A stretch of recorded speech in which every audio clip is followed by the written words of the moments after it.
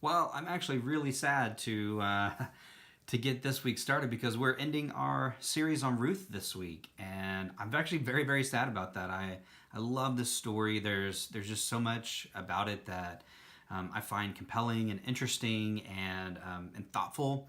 But all good things, have to come to an end, and we're going to continue on with our journey through the Old Testament. So we still got some really good stories coming up. We're going to look at David the next week, and then Solomon, and we're just going to go from there until we come to Jesus in Matthew, starting around Christmas time.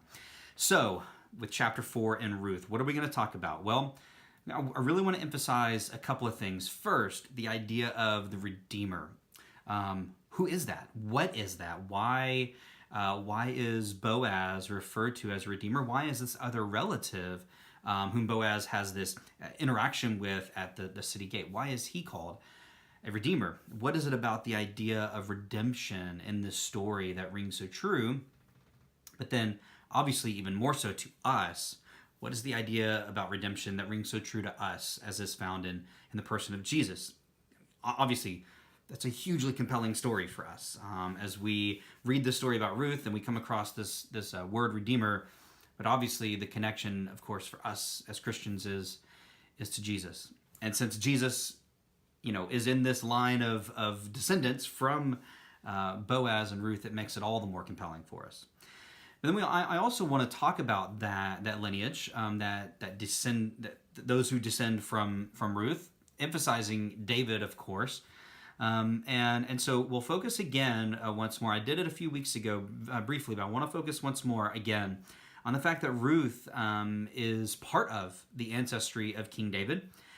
That also then Rahab and Tamar are part of the ancestry of King David.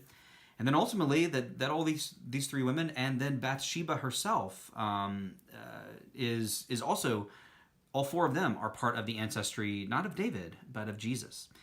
And so we're going to be talking a lot about the connections to our Savior in this story this week, which I think is a great place to end this really beautiful episode that we focused on the last 3 weeks, and then this will be our fourth week.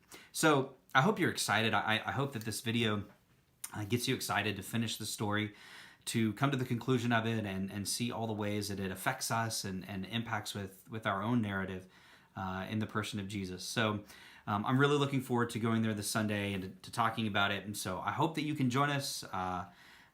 And if you can, that's awesome. If you can't, I hope that you have a blessed week anyway, and that you are filled up in the Spirit.